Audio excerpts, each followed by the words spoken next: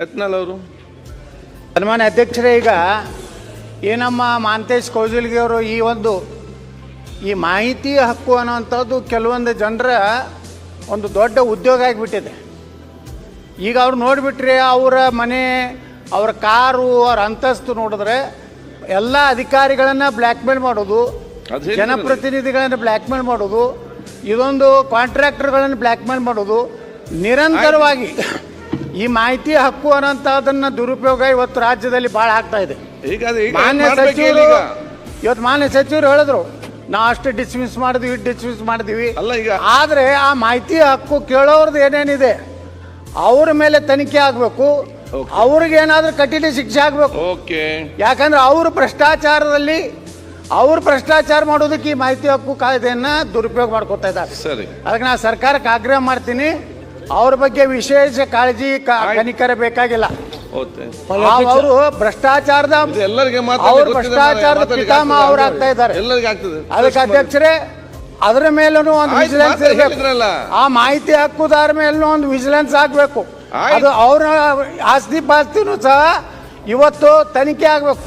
ಅಂದಾಗ ಅವ್ರು ನಿಜವಾಗಿ ಮಾಹಿತಿ ಹಕ್ಕುದಾರರು ಅಥವಾ ಸರ್ಕಾರವನ್ನ, ಅಧಿಕಾರಿಗಳನ್ನ, ರಾಜಕಾರಣಿಗಳನ್ನ ಬ್ಲ್ಯಾಕ್ ಮೇಲ್ ಮಾಡುವಂತ ಮಾಹಿತಿ ಹಕ್ಕುದಾರರು ಬಹಳ ಆಗಿದ್ದಾರೆ. ಇದಕ್ಕೆ ಒಂದು ರೀತಿ ಕಂಟ್ರೋಲ್ ತರುವಂತ ಕಾನೂನನ್ನ ರಾಜ್ಯದಲ್ಲಿ ಜಾರಿ ಮಾಡಬೇಕು. ಮನೆ ಸಭಾಧ್ಯಕ್ಷರೇ, RTI ಏನಿದೆ, it's A very powerful weapon. ಬಹಳ ಒಂದು ಒಳ್ಳೆ UPA ಸರ್ಕಾರ ಇದು ಒಂದು ಒಳ್ಳೆ ವೆಪನ್. ಸಜೆಷನ್ಸ್ ಆರ್ ಅನ್ಫಾರ್ಚುನೇಟ್ಲಿ ಮಾಹಿತಿ ಹಕ್ಕುದಾರರ ಕಾರ್ಗಳನ್ನ ನಾನು ನೋಡ್ತೀನಿ. ಮುಂದ್ಗಡೆ ಮಾಹಿತಿ ಹಕ್ಕುದಾರ ಅಸೋಸಿಯೇಷನ್ ಅಧ್ಯಕ್ಷ, ಮಾನವ ಹಕ್ಕುಗಳ ರಕ್ಷಣಾ ಸಂಸ್ಥೆಯ ಅಧ್ಯಕ್ಷ, ಇದು ಹಾಕೊಂಡು ಓಡಾಡೋದು ನೋಡ್ತಾ ಇದ್ದೀವಿ. ಮಾಹಿತಿ ಹಕ್ಕು ತಗೊಳ್ಳುವಾಗ ಅವನಿಗೂ ಏನಾದ್ರು ಒಂದು ಕಾರಣ ಇರಬೇಕು, ಬಲವಾದ ಕಾರಣ ಇರಬೇಕು. ಈ ರಸ್ತೆ ಸರಿ ಇಲ್ಲ, ಹಾಕ್ಲಿ. ಇಡೀ ಒಂದು ವಾರ್ಡಿನ, ಬಸವೇಶ್ವರರ ವಾರ್ಡಿನ ಯಾವ್ಯಾವ ಪ್ಲಾನ್ ಸ್ಯಾಂಕ್ಷನ್ ಆಗಿದೆ ಅಂತ ಕೇಳೋದು ಮಾಹಿತಿ ಹಕ್ಕು ಅಡಿ ಬರೋದಿಲ್ಲ. ಸೊ ಅದಕ್ಕೋಸ್ಕರ ತಾವು ಇದನ್ನು ಯೋಚನೆ ಮಾಡಿ, ಅವನ್ ಏನಾದರೂ ಒಂದು ಕಾರಣ ಇರಬೇಕು. Quality of road, quality of bridge, quality of building ಕೇಳಿ ಸರ್ಕಾರದ್ದು. ಬಟ್ ಯಾರ್ಯಾರೋ ಒಂದು ಮನೆ ಕಟ್ತಾರೋ ಆ ಪ್ಲಾನ್ ಎಲ್ಲ ಕೊಡಿ, how can you ask? So ಅದಕ್ಕೋಸ್ಕರ ಆ ರೂಲ್ಸ್ ಮಾಡುವಾಗ ಅದೇನೋ ಪರಿಶೀಲನೆ ಮಾಡುವಾಗ ಇದನ್ನು ಸ್ವಲ್ಪ ಗಮನ ತಗೊಳ್ಳಿ.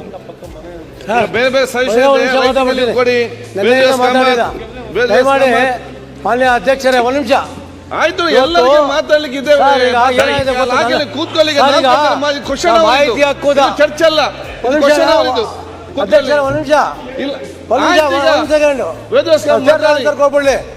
ಮಾತಾಡಿ, ಇಲ್ಲ ಉತ್ತರ ಕೊಟ್ಟಿದ್ದಾರೆ ಅವರು. ಅರ್ಧ ಗಂಟೆ ಚರ್ಚೆಗೆ ಹಾಕಿ ಸರ್, ಎಲ್ಲರೂ ಮಾತಾಡಿ. ಚರ್ಚೆ ನಿಮಗೆ ಇದೊಂದು ಅತ್ಯಂತ ತಾವೇ ಹೇಳಿದಾಗೆ ಪಾರದರ್ಶಕ ಆಡಳಿತ ಮಾಡೋದಕ್ಕೆ ಸೂಕ್ತವಾದ ಚರ್ಚೆ ಅಸ್ತ್ರ ದುರ್ಬಳಕೆಯನ್ನ ಹೇಗೆ ಕಡಿಮೆಗೊಳಿಸಬೇಕು ಅನ್ನೋದ್ರ ಬಗ್ಗೆ ಚಿಂತನೆಯನ್ನ ಮಾಡೋಣ. ವೇದ್ಯಸ್ ಕಾಮತ್ ಈಗ ಅವರನ್ನೆಲ್ಲ ನಿಮ್ಮನ್ನು ಸರಿಪಡಿಸ್ಬೇಕು. ಸ್ವಲ್ಪ ಕೂತ್ಕೊಳ್ಳಿ. ಈಗ ಅಧ್ಯಕ್ಷ, ನಮ್ಮನ್ನು ಸರಿಪಡಿಸೋದು ಮಾಡಿ ಸರ್. ಸರ್ ಆಯ್ತು, ಒಂದು ಅರ್ಧ ಗಂಟೆ ಚರ್ಚೆಗೆ ಹಾಕಿ ಸರ್. ಬಹಳ ಇಂಪಾರ್ಟೆಂಟ್ ಇದೆ ಇದು, ಗೊತ್ತಾಯ್ತು ಸರ್. ಕೆಲಸ ಮಾಡೋ ಪರಿಸ್ಥಿತಿ ನೀವು ಮಾತಾಡಿ, ಇದ್ರ ಬಗ್ಗೆ ಚರ್ಚೆ ಮಾಡಿ, ಚರ್ಚೆ ಮಾಡಿ, ತಿದ್ದುಪಡಿ ನಾರಾಯಣ್